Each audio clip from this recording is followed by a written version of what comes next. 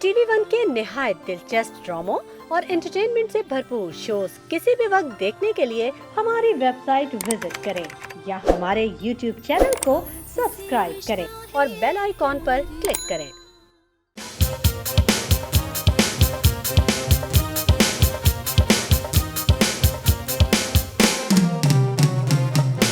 Hello welcome to the मजेदार show with आदिन Faizan season 2। उम्मीद करता हूं आपका वीकेंड बहुत अच्छा जा रहा होगा और उसको मजीद मजेदार बनाने के लिए ठीक 9 बजे आपने हमारा शो लगा लिया होगा। सबसे पहले आपकी मुलाकात कराता हूं हमारे सिंगर और हाउस बैंड काशिफ भाई एंड द करार बॉयज। अस्सलाम वालेकुम फैजान भाई। वालेकुम सलाम काशिफ भाई, कैसे हैं आप? माशाल्लाह ठीक ठाक। आज आपकी शर्ट जो है बहुत प्यारी लग रही है। बहुत शुक्रिया काशिफ भाई, थैंक यू वेरी मच। और जब बात होती है मजे की तो बात होती है मेरे फनियर हाफ की। बहुत सारी तालियां आप लोग घर पर बैठ के बजाएंगे फॉर मिस्टर आदिया दिलम ड्रेस।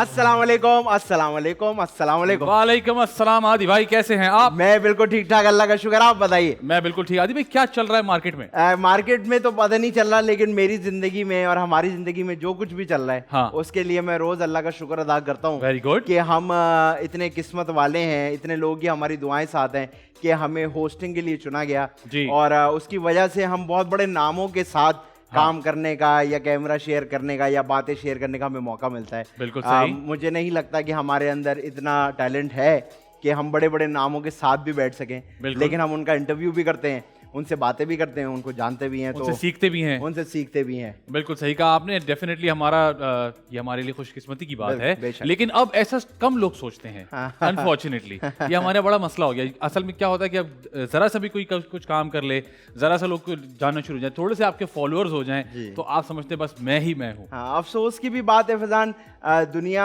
और वक्त जिस तरह बदलते जा रहा है, यहाँ से नॉर्म्स बदलते जा रहे हैं। हाँ। लेकिन मुझे फिर वापस उसी बात की खुशी होती है कि मेरा जो साथी है वो बिल्कुल ही मेरे स्कूल पे चलता है और हम इस रिस्पेक्ट के लेवल को, प्यार के लेवल को, सीनियर के लेवल को आज भी उसी तरह देखते हैं जिस तरह हमें बचपन में। देखिए नॉर्म्स तब्दील हो सकते हैं लेकिन अल्फाज के मायने तब्दील नहीं हो सकते। लेजेंड का जो लफ्ज है उसके मायने कभी तब्दील नहीं हो सकेंगे। उसके लिए आपको एक जर्नी से गुजरना पड़ेगा, उसके लिए आपको एक खिदमत करनी पड़ेगी। हाँ। एक आर्ट की एक अरसे दराज तक, तब जाके आप लेजेंड कहलाते हैं। आज हमारे लिए एक और खुशकिस्मती का दिन है क्योंकि आज हम एक लेजेंड के साथ स्टेज शेयर करेंगे, कैमरा शेयर करेंगे। हमारे लिए बहुत बड़ी खुशनसीबी है।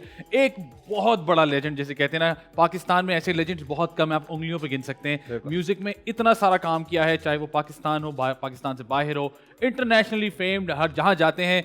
और इनकी जो सबसे अच्छी बात है, ये इंतहाई डाउन टू अर्थ, इंतहाई हम्बल और जिसे कहते हैं ना ऑनेस्ट। इनकी ऑनेस्टी इनके काम से झलकती है, इनकी बातों से झलकती है। इनको बुलाएंगे, बहुत सारी बातें करेंगे और बहुत सारा मजा करेंगे। बहुत सारी तालियां। मैं कहता हूँ जो लोग घर में खड़े ना वो खड़े हो जाएं, जो देख रहे हैं, ये इनके लिए खड़े होकर तालियां बजाना बनता है। जो लोग यहाँ मौजूद हैं उनसे भी मेरी गुजारिश है, प्लीज खड़े हो जाएं, इनके लिए तालियां बजाएंगे। बहुत सारी तालियां जो आप लोग घर पर बैठ के बजाएंगे for mister the one and only sir Alamgir.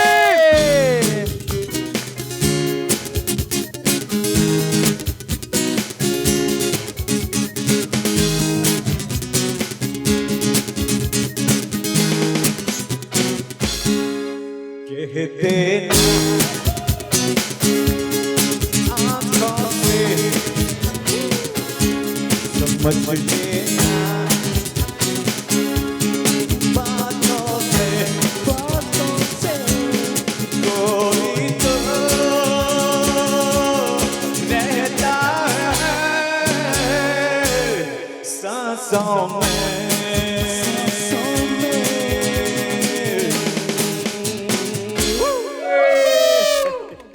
Good evening sir, कैसे हैं आप? खैरियत से? Thank you sir, thank you for coming and gracing us. आइए सर, प्लीज बैठिए। सबसे पहले क्या बात है sir, please please please please बैठिए। वेलकम टू द मजेदार शो।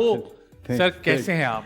माशाल्लाह। मैं सबसे खुशी की खबर है वो मैं सबसे पहले देना चाहता हूँ कि 13 साल डायलिसिस के बाद मेरी ऑपरेशन हो गई है, किडनी मुझे मिल गया, मैचिंग किडनी। अब मैं कोई बीमार आदमी नहीं हूँ। वाह। और सर मैं तो कहता हूँ आप आदमी नहीं है, आप लड़के ही हैं। हाँ सर, आपकी जो एनर्जी है माशाल्लाह, क्या मुझे लग रहा है वही एनर्जी है जो हमेशा से थी। और मैं आपको सच बात बताऊं, बीमार आप कभी भी नहीं थे। मैं आपको सच मैं ट्रैवल करता रहा, डायलिसिस जा रहा हूँ, वहाँ डायलिसिस कर रहा हूँ। क्या बात है सर। सर ये इसके लिए बड़ा पैशन चाहिए होता है, बड़ी ऑनेस्टी जैसे मैंने कहा चाहिए होती है। हमारे यहाँ तो नाखून टूट जाता है तो आप कहते हैं शूट कैंसिल करा देते हैं लोग। आप ये कैसे करते रहे हैं माशाल्लाह से, इट्स अमेजिंग। मेरा ख्याल में ना मेरे जो पावर है वो जो मैं 6 साल कैडेट कॉलेज में पढ़ा हूँ ना, तो सारा मिलिट्री पक्का कर दिया उन्होंने आपको। वो क्रॉलिंग करके वो पनिशमेंट भी मिलता था, गोल पोस्ट से गोल पोस्ट तक सिर्फ कोनी से ना पूरे बॉडी को लेट के पुश करके जाते हो, यहाँ खून निकलते थे, ऐसे पनिशमेंट होते थे।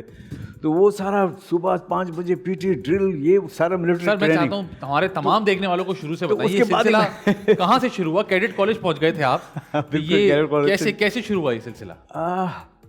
यार पता है क्या, मेरा शौक अभी भी उतना ही शौक है जितना मैंने जब प्रोफेशन से पहले जितना शौक था म्यूजिक का, वो मेरा अभी तक इतना समय नहीं मिटा। क्या वैसे की वैसे शौक अपनी जगह पे है। पैशन ये बड़ा मैटर करता है। कैसे कैसे जो मुझे लोगों ने मुझे आसमान में चढ़ा दिया, इतना फेमस कर दिया, वो मेरा, मैं इसलिए नहीं आया था, मुझे पता ही नहीं था कि इसलिए मैं दुनिया में आया हूँ। मैं तो प्रिपरेशन थी, मेरे भाई ने मुझे स्पॉन्सर करना था अमेरिका में, वहाँ जाके पढ़ना था, ये सारा लाइन बना हुआ था, वो फोकस था आपका। वो है। और ये शौक था कैसे कैसे सूरज राणा का बच्चों के प्रोग्राम में गिटार बजा रहा हूँ, तो वहाँ से जिया मोहिद्दीन उन्हें कहते कि वो बच्चों को ये इंग्लिश गाना सुनाता है, उन्होंने बुला लिया मुझे, स्पेनिश गाना गवा दिया उसमें जिया मोहिद्दीन, ऐसे ऐसे यूं कैसे कैसे देखा ना था कभी हमने ये समाज। जब वो गाना हुआ ना तब मुझे एहसास हुआ कि ये तो मामला कुछ और हो गया। यही इसी के लिए मैं आया हूँ। क्या बात। पहला कौन सा मोमेंट था जब आपने कहा कि ये देखो मैं कहाँ आ गया हूँ? एक होता है ना बंदे को लगता है कि यार मैंने तो कुछ और सोचा था। मोमेंट ऑफ रियलाइजेशन बेसिकली वही देखा ना था कभी हमने समा। वो जो जब क्रिकेट मैच में लंच ब्रेक में भी वो गाना आ रहा है, टी ब्रेक में भी वो गाना चल रहा है, सब इस गाने के पीछे पड़े हुए हैं, दीवाना हुए हुए हैं। और उस वक्त मैं कहीं जाऊँ तो मैं, यकीन करो, मैं शॉपिंग में करने के जब देखा ना था हो रहा था, जी। बुर्का पहन के मैं गया हूँ, बुर्का पहन के मैंने शॉपिंग की। ये लड़कियां वो अपने बुर्के उतार रही थी। वो इतने मुझे पड़ जाते थे कि पीछे पड़ते थे कि मैं शरीफ आदमी था, मैं उतना वो ना मैं क्या कहूँ, तो उन लोग ज्यादा अग्रेसिव थे लड़कियां और मैं शरीफ। कोई ऐसा तो नहीं हुआ आप बुर्के में घूम रहे हो, बुर्के के अंदर ही आ गई हो? वाह वाह वाह वाह, क्या बात। फिर आपने कहा कि देखा ना था कभी हमने ये जब जो आपका सवाल था जी, फिर मुझे एहसास हुआ कि ये इसलिए मैं दुनिया में आया हूँ। ये जो भाई आपको स्पॉन्सर कर रहे थे, फिर अमेरिका जाने का उनको बता दिया कि, या फिर आपने उनको पाकिस्तान स्पॉन्सर कर दिया? जाहिर सी बात है, मतलब इतना स्टारडम माशाल्लाह, और उस वक्त इस तरह का रुझान भी नहीं था कि इस तरह का स्टारडम किसी को मिल सकता है। यार तुम लोगों का, मैं यकीन करो यार, प्ले में तुम लोगों का जो ड्रामा आता था ना सर, मैं तुम लोगों का फैन था। मैं सर क्या मैं ऐसा ना करें, सिर्फ तुम्हारा ड्रामा देखता था मैं सर। Thank you. वो अनयूजुअल टाइप का था। जी हाँ, अभी भी हम अनयूजुअल ही हैं सर। असल में हम बीमार हैं, हमारा दिमागी दवा लोगों को लग रहा है हम एक्टिंग कर रहे हैं। तो सर जब जाहिर सी बात है आपने आपको ये रियलाइज हो गया कि अच्छा जी अब मैंने ये करना है, तो फिर आपने उसके लिए और मजीद क्या जद्दोजहद की? क्योंकि आपकी जर्नी माशाल्लाह रुकी नहीं है, बिल्कुल, it's been going up all the way. बिल्कुल। फिर मैं फिर फुल कंसंट्रेशन के ये अब शौक खत्म, ये प्रोफेशन शुरू। बिल्कुल। लेकिन मेरा शौक जो था ना वो अपनी जगह पे वो साथ साथ ही जा रहा है। सर मैं आपसे पूछना चाहूंगा कि ये शौक कहाँ से शुरू हुआ, किसने इंस्पायर किया आपको? क्योंकि डेफिनेटली म्यूजिक जो है वो एक ऐसी चीज है जो किसी को देख के, किसी को सुन के बड़ा आप ज्यादा इंस्पायर हो जाते हो। मैं 12 साल का था, ठीक है, 12 years old। मतलब ये कोई 6 साल पुरानी बात है। मेरे कान में गाना आया क्योंकि मैं मेरे अपने घर से जब स्कूल जाता था मैं पैदल जाता था, वो अब 1.5 मील था, ठीक है, वॉक करके जाता था स्कूल जब छोटा सा था।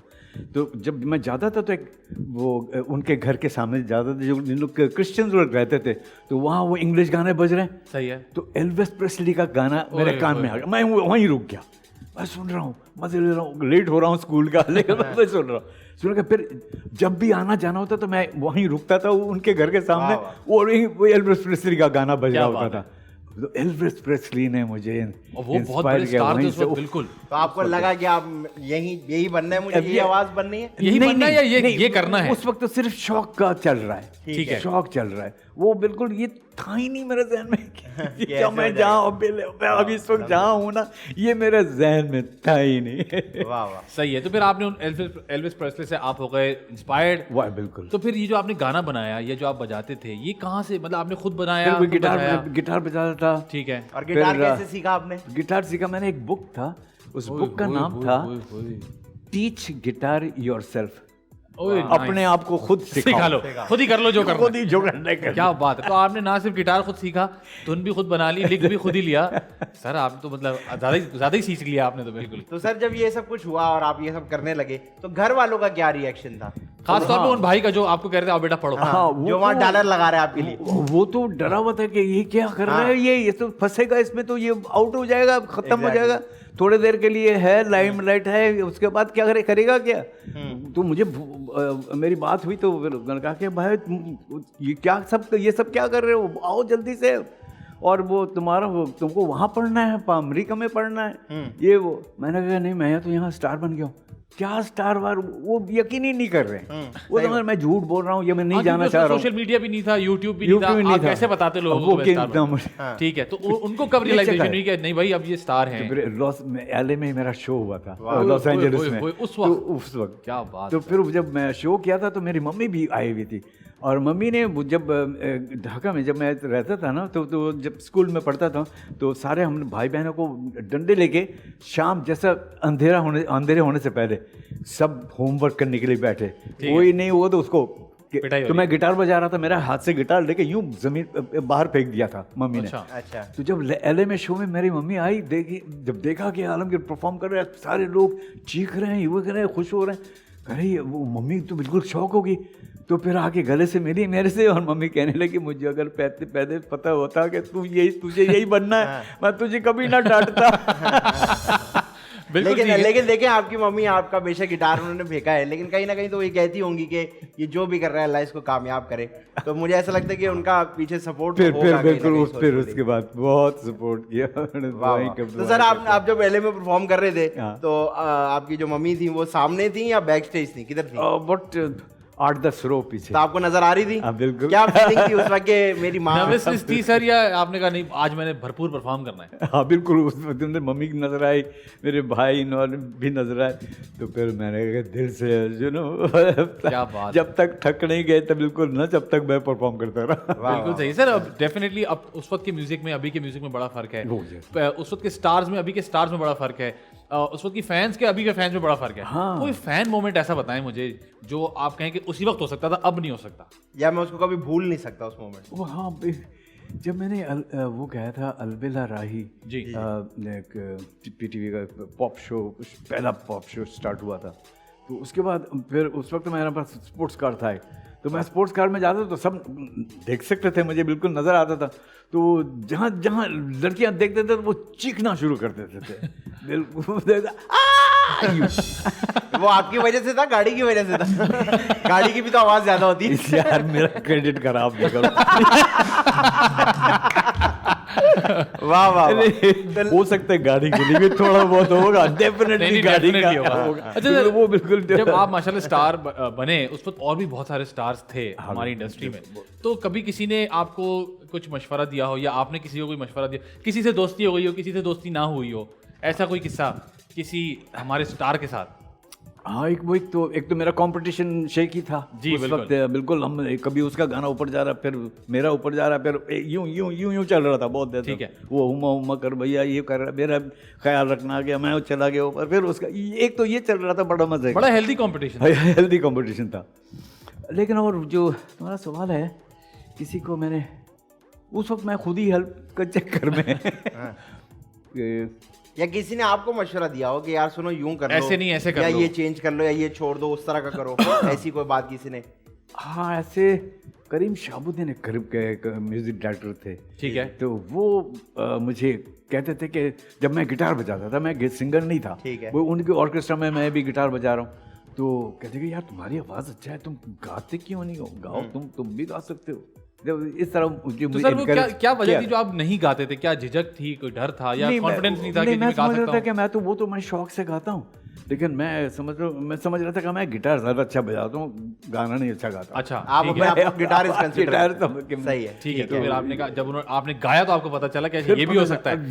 और जब गाना शुरू किया, क्या पहली बारी में अच्छा गा लिया या वो पहले गाया तो आपने कहा ओहो, फिर उसको प्रैक्टिस करके बेहतर किया? चले अलबेला ने बहुत हिट हुआ था, फिर एक आईना की फिल्म के गाने जो था वो नहीं हम चले तुम्हारे संग नज़ारे चले जी, वो 72 में हो गया था, वो हिट हुआ था। लेकिन वो जो देखा था जब हुआ था ना, वो कोई और लेवल पे चला गया वो। सही। फिर मैंने कहा कि अब तो मैं फंस गया हूँ इसी में, मैं यही मुझे करना है सारी जिंदगी यही करना है। सर, जब इतना हिट होने के बाद कभी कोई रियलाइजेशन हुई कि यार अच्छा मुझ पे इतनी जिम्मेदारी, बिकॉज हमारे मुझे ऐसा लगता है स्टार्स पे बड़ी जिम्मेदारी होती है, बिकॉज आपको लोग फॉलो कर रहे होते हैं, people look up to you. तो कभी आपने खुद को ये बोला कि नहीं यार ये मैं ऐसे करूँगा क्योंकि लोग people are looking up to me? हाँ, यही फिर वो ऐसे सब बढ़ता गया कि मुझे मेंटेन करना है कि फैंस तो इतने हो गए फैंस, और वो चाहते हैं कि मैं ये ऐसे गाता जाऊं। बीच में मैंने एक गज़ल गा दिया था। अच्छा। पास आकर कोई देखे तो पता, अच्छा सारे फैंस ये आपने क्या किया, सुकून से बैठ के गाना गाया आपने, प्लीज नहीं वही डांस बंद करके गा रहा हूँ ना, कहते कहते भाई वही करते जाओ भाई, वही करते वही कर, ये गजल वजल मत करो भाई। ये हम बाकियों का सुन रहे हैं, ये हम किसी और का तो सुन वही लेंगे। मेंटेन वाला बात जो है ना, वो फैंस को खुश रखना। तो सर वो जिम्मेदारी महसूस होती थी कि अच्छा एक गाना बना दिया, अब मुझे जल्दी से दूसरा गाना बनाना है। हाँ, इसमें कितना टाइम लगता था एक गाने से दूसरे गाने में? कभी देर हो जाता है, कभी तो ठक ठक ठक ठक 4-5 गाने एक लगातार हो रहा था, और कभी फिर गैप पड़ जाता था, वो फैंस वेट कर रहे हैं भाई लेके आओ कोई। ठीक है। तो सर आप ये प्रेशर होता है, फैंस का प्रेशर बिल्कुल होता है। तो सर आप इतने मशहूर हैं और इतना आपने ऊपर लेवल पे कभी देखा है, कभी किसी के पैसे खाए हैं? कॉन्सर्ट के पैसे लेके गए? मेरे से खा गए। आपसे खा गए? और क्या? आपसे कैसे खा गए? यार वो देते नहीं थे शो के बाद। अच्छा? बहुत ऐसा हुआ। क्या कहते थे कि मतलब शो कर चुके हैं, पैसे खा गए? वो खा के भाग निकल गया। मैंने कहा है वो प्रोमोटर नहीं कहा है, जो ऑर्गेनाइजर का है। अगर आप ये शो देख रहे हैं तो लानत आपकी शक्ल पे। मतलब वाकई जो 2-4 लोगों ने ऐसा किया है, लेकिन मैं बिल्कुल आपने बिल्कुल जाने दो। वाह। अच्छा सर, हमारे यहाँ आपको पता है अब जो रुझान है कि एक्टर्स सिंगर्स हैं, सिंगर्स एक्टर्स हैं, सब मिक्स हो गए। कभी आपने सोचा कि मैं थोड़ी सी एक्टिंग भी करके दिखाऊं? आप माशाल्लाह इतने गुड लुकिंग हैं। कभी एक्टिंग ऑफर आ गई हो कि भाई गाना भी आप खुद गा लीजिएगा, अपना प्लेबैक भी खुद कीजिएगा, जरा एक्टिंग भी हो जाए? नहीं, मैं शौक है मुझे तो शौक है। सही पकड़े गए आप, ठीक है। तो फिर कभी किया आपने एक्टिंग? किसी ने बोला या आपने किसी को बोला सुने मैं आपके दो गानों किया? मैंने आंगन टेढ़ा एक ड्रामा था। जी बिल्कुल। तो उसमें मेरा एक एपिसोड में मैं था। ओके। तो उसमें क्या होता है, मैं गाड़ी में जा रहा होता हूँ तो वो महमूद साहब, जी बिल्कुल, वो पुलिस ऑफिसर थे, वहीं रहते थे, उनके शकील और जो बुशरा के घर में। तो मुझे मैं जा रहा हूँ ड्राइव करके, तो उसने कहा कि रोको, तो मैंने रोका, लाइसेंस दिखाओ। मैंने कहा मेरे पास कोई लाइसेंस नहीं है। तो क्या है? मैंने कहा गिटार है। वो गिटार दिखाओ। तो उसने गिटार देता हूँ, फिर वो टुन टुन करता है, तो वो नासिर, एक्टर सलीम नासिर, जी सर, वो निकल आता है, अरे ये तो आलमगीर है, जो वो शुरू हो गया अपना। सर आपको इतना क्लियरली याद है, जुमले तक याद है? तो वो फिर अंदर ले जाता है मुझे, फिर शकील और बुशरा तक, अरे अरे आलमगीर आए हैं यहाँ पर, बैठे हैं, ये वो। फिर मैं गाना सुनाता हूँ, तो क्या बात, सुना जीवन अपना एक गाना था, वो मैंने गिटार बजा के सुनाता हूँ। तो वो मैंने एक्टिंग का मेरा शौक पूरा हुआ था वैसे। हाँ, मेरा पेट भर गया था। नहीं किया आपने मजीद और नहीं कहा कि मैं और भी करता हूँ? नहीं, मैं करने का शौक है, अभी भी है। अभी भी है। जितने लोग देख रहे हैं आपको बताते चले, आलमगीर सर अवेलेबल हैं प्रॉपर एक्टिंग करने के लिए, और शौक भी है, पैशन आपको उनको नजर आ रहा है ऑलरेडी, और एनर्जी बहुत सारे यंग लोगों से ज्यादा है, ये भी बता दें हम। क्योंकि हमारे यहाँ मसला ये 2 ड्रामा करने के बाद ना बोलते हैं यार हम जरा सीधा मुंह करके अंदर घुसेंगे, ज्यादा हिलेंगे नहीं, तो वो एनर्जी तो आपकी। सर मुझे एक बात बताइए, इतना लंबा सफर जिंदगी का, करियर का, कोई एक ऐसा दोस्त या साथी जो इस पूरे सफर में आपके साथ हो आज तक? गालिया एक लड़की है, जी, फैन, ऐसा फैन जिसके पास मेरे सारे गाने, और ऐसे गाने वो मुझे भेजती थी कि मुझे नहीं याद है कि मैंने गाया। अरे, और उनके पास ऐसे, और उनके पास है। क्या बात है। ऐसे और भी फैन निकल आते रहे, और कि मुझे हैरान करते। लाहौर में एक है शुजा, वो भी मुझे हैरान करते रहे ना, ऐसे ऐसे गाने भेज रहे हैं कि सर मुझे मतलब आपको अपना गाना याद नहीं है? नहीं, कितने गाने किए हैं माशाल्लाह? मैंने आपको 250 गाने किए और भाई गानिया और शुजा के लिए बहुत सारी तालियां होनी चाहिए कि उन्होंने इतना इम्पोर्टेंट, ये जिसे कहते हैं ना ज़ख़ीरा है, ये बहुत ही गोल्ड जैसा ज़ख़ीरा है, इसको प्लीज़ संभाल के रखें। ये रिकॉर्ड्स या ये सारी म्यूज़िक जो है हमारे आगे जनरेशन तक पहुंचना चाहिए, हमारी भी ये कोशिश होती है। सर मुझे ये बताएं, जैसे आदि ने कहा कि इस पूरे सफ़र में कोई साथ रहा हो, कोई ऐसा कोई रिग्रेट है आपको इतने लंबे सफ़र में? माशाल्लाह कोई रिग्रेट आप बोले यार ये इस बात का मुझे एक रिग्रेट है जो रहेगा कि ये नहीं होना चाहिए? पता है क्या, इवन ऐसे चीज़ें हुए हैं, लेकिन अब वो याददाश्त जो है ना मेरे लिए वो गोल्ड है, गोल्ड है। जैसे मैं पहला 3 दिन कराची में झील पार्क में सोया हूँ। अच्छा। हाँ, हुआ क्या था कि वो जब मैं आया था तो मेरे बड़े भाई ने कहा था कि उस वक्त रायट वायट हो रहा था ढाका में, स्कूल बंद, कॉलेज बंद, तो मेरे भाई ने कहा कि कराची चले जाओ, वहाँ हमारा कज़न है उनके पास रहो और कराची यूनिवर्सिटी से पढ़ के बैचलर्स डिग्री करके आना, इसलिए कि यहाँ बहुत महंगा है, मैं तुमको अफोर्ड नहीं कर सकता तुम्हारा पढ़ाई, तुमको नौकरी भी करना पड़ेगा, पढ़ना भी पड़ेगा। तो मैं गया, कज़न के घर गया, फ्राई करके जो आए वहाँ देखो लॉक लगा हुआ है। मैंने नेबर से पूछा कि भाई इन लोग कहाँ हैं? कहते कि ये तो ढाका चले गए। अब वो वहाँ चले गए? मैं इधर आ रहा हूँ, वो उधर चले गए, एक ही बस पे आगे पीछे हो गए। आगे पीछे। अब मैं किसी को नहीं जानता हूँ कराची में, अब मैं चल पड़ा ऐसे सड़क पे। क्या एज थी आपकी? 15.5। 15.5। ये डेंजरस वक्त था मेरे लिए, सबसे खतरनाक वक्त। मैं चलते चलते वो झील पार्क पहुंचा तो मैंने दरख्त देखा, वो जो पाम ट्री है, मैं वहाँ जाके बैठ गया। मैं सोच रहा हूँ कि ये मैंने क्या कर दिया। और उस वक्त ना फ़ोन ना टेलीफोन, सिर्फ टेलीग्राम, वो भी टेलीग्राम करने के लिए कोई एक कहीं जाना पड़ता है, फिर वो तो बाद में मुझे पता चला। मैं वहीं सो गया झील पार्क में। ओ ये तो लंबी कहानी है। तो वो मेरे कहानी पे फिल्म भी बन रहा था, अलबेला राही, फवाद खान आलमगीर बन रहा है, ये वो। तो वो फिल्म तो रुक गया, पेंडेमिक, ये कोविड शोविड आ गया, ये वो सारा वो। तो वो चारा चक्कर, तो वो जो मैंने पहले सोचा था कि ये क्या हो गया मेरे साथ, अब मैं जब याद करता हूँ ना, मेरा वो खजाना है यार। अब मेरे लिए वो गोल्ड है। तो सर वो ज़माना, वो वक्त गुजरा होगा, जाहिर सी बात है, वक्त तो नहीं रुकता। वो वक्त गुजर गया, उसके अरसे बाद कभी उस जगह को जाके वापस देखा? बिल्कुल। और पीटीपी ने मेरा बायोग्राफी बनाया, तो उन्होंने पूरा शूट किया उसको उसी पाम ट्री में, फिर गाने गाए मैंने वहाँ इधर उधर, उन्होंने पूरा उसका एक बायोग्राफी बनाया उस चीज़ का। तो वहाँ जाके कभी उसी दरख्त के नीचे बैठे? बिल्कुल, वक्त गुजारा? वाह वाह वाह, इतना मज़ा आया। उफ यार, वो मेरा जो है ना वो निशान है मेरा, मैं उसको निशान बनाता हूँ कि ये मेरा कैरियर, मेरा ज़िंदगी, मेरा हर चीज़ ये है, ये पॉइंट है, यहाँ से शुरू होती है। तो सर फिर क्या सोचा आपने कि अब कोई नहीं है मेरे आसपास, मैं कहाँ जाऊँगा, कैसे रहूँगा? सो तो गए, यकीनन उठे होंगे, फिर आपने क्या सोचा? नौकरी। अब देखो ना, जो पहला चीज़ है, अब मुझे खाना भी है, नौकरी करूँगा तो भाई खाना खा सकता हूँ। तो मैं रेस्टोरेंट में जा रहा हूँ, पूछ रहा हूँ कोई काम ये वो नहीं मिल रहा है। तो एक होटल था तारिक होटल के नाम से, बिल्कुल तारिक रोड के पीछे वाली लेन। मैंने उनसे कहा कि आप देखें, आपका लॉन है यहाँ आप कुर्सी मेज लगाएं, मैं गिटार बजा के, मेरे पास गिटार था, मैंने कहा मैं गिटार बजाऊंगा, मैं गाऊंगा और लोग आएंगे, खाना खाएंगे, आपका बिजनेस होगा। कहते सुनाना था, 1-2 गाना सुनाओ। मैंने उनको सुनाया। तो आपने उस वक्त कौन से गाने गाए थे? मैंने इंग्लिश गाने गाया था। अच्छा। और कोई मोहम्मद रफ़ी किशोर आए थे मेरे ख्याल में, और इंग्लिश गाने, ज़्यादातर इंग्लिश गाने। ठीक है। तो उसने कहा अरे ये तो बहुत अच्छा है, तो ठीक है, और आपको मैं क्या दूँ? मैंने कहा आपका जो मर्जी दें, लेकिन खाना ज़रूर दीजिएगा। अरे यार यार सोचो यार, मैंने कहा मुझे खाना चाहिए, आप पैसे दो ना दो, हेल्प विद द पैसा, मुझे खाना चाहिए। 2 दिन हो गया खाया नहीं, ये दूसरा दिन है। अब जबकि उन्होंने कहा कि कल से शुरू, अब देखो अभी भी मैं भूखा हूँ। दूसरा दिन गया, तीसरा दिन मैं गया और परफॉर्म कर 2 घंटा गाने के बाद खाना मिला यार।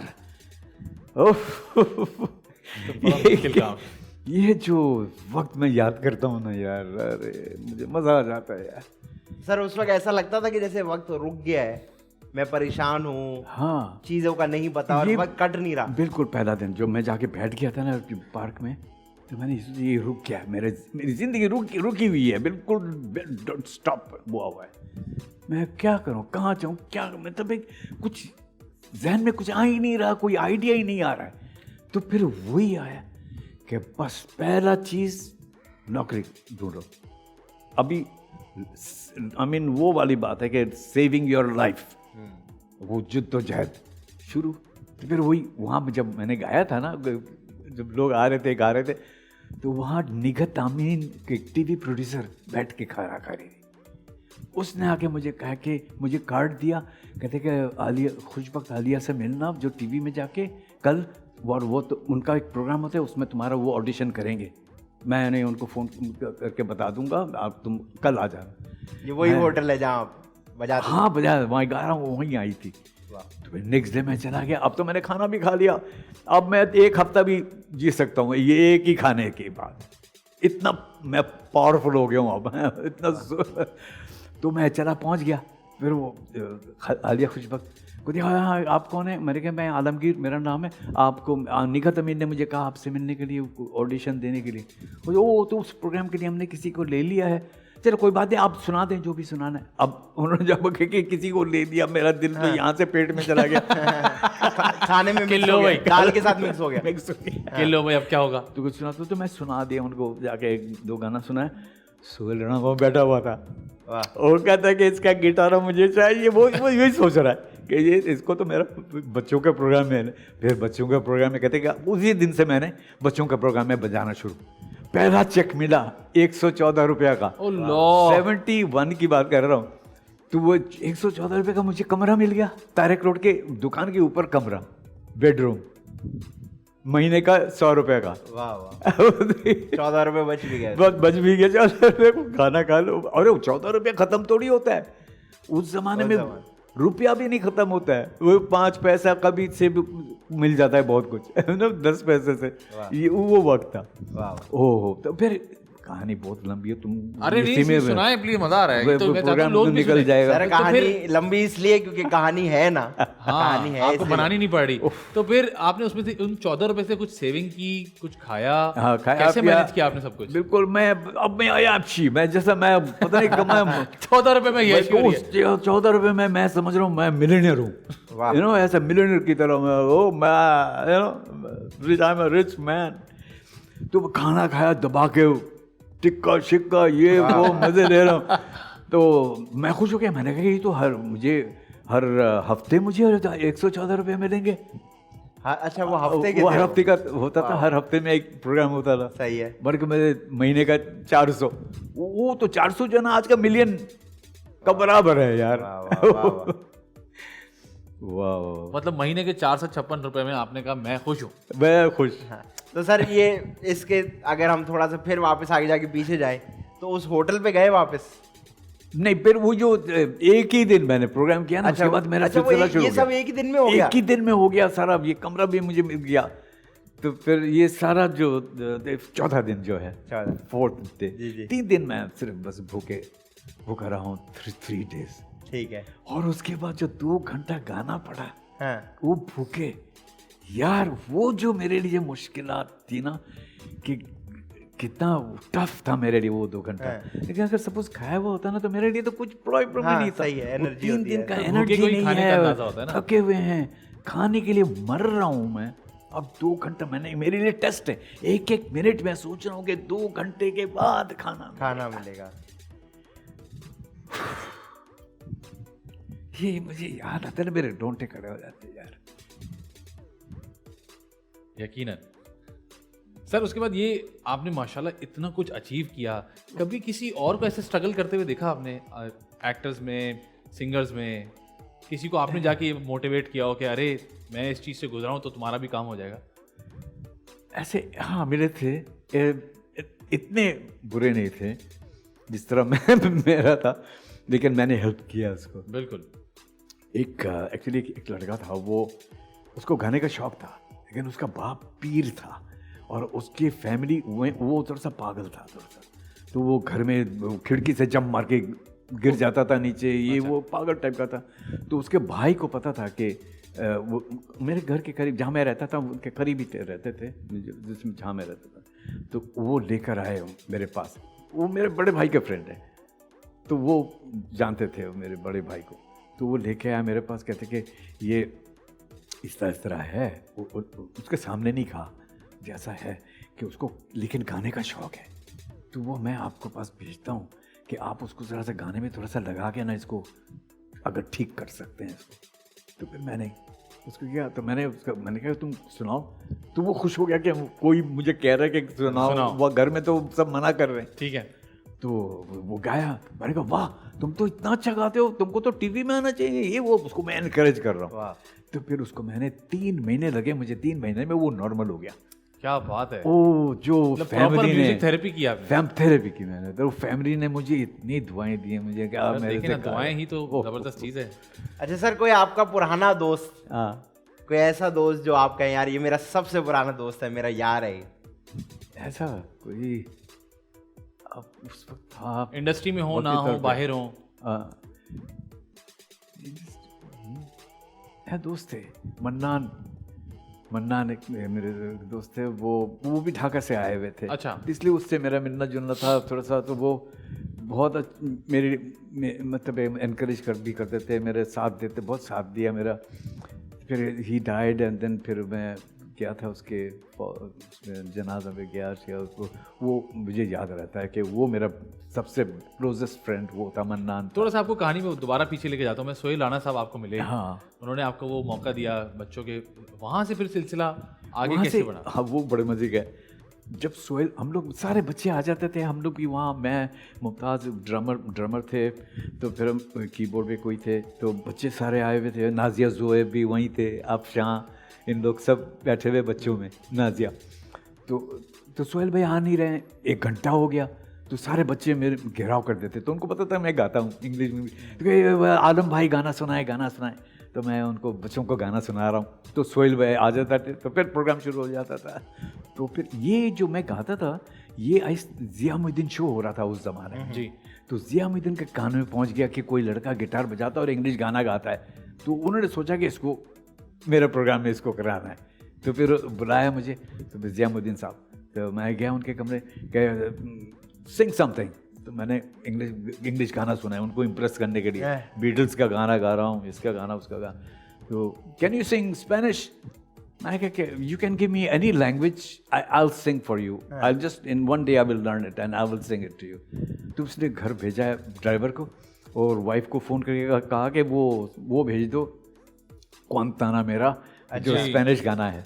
तो उसका उस ज़माने में रिकॉर्ड होता था, 45 RPM, वो भेज दिया, वो मुझे सुनाया, कहते ये तुम गा सकते हो? मैंने कहा बिल्कुल गा सकता हूँ, मैंने थोड़ा सा मैं प्रैक्टिस करूँगा। फिर वहीं मैंने बिठा लेके उसको सारा कोड वर्ड देखा, सर आपने कॉर्ड्स भी पकड़ लिए, बना भी लिया और गा भी दिया था। नेक्स्ट डे मैंने उनको सुनाया, तो फिर मैंने बजा के सुनाया उनको, गिटार बजा, योर सो यू नोमरे Cicero.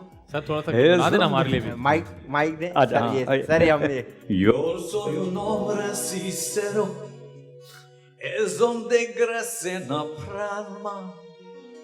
Yo soy un hombre sincero, pero no crece la palma.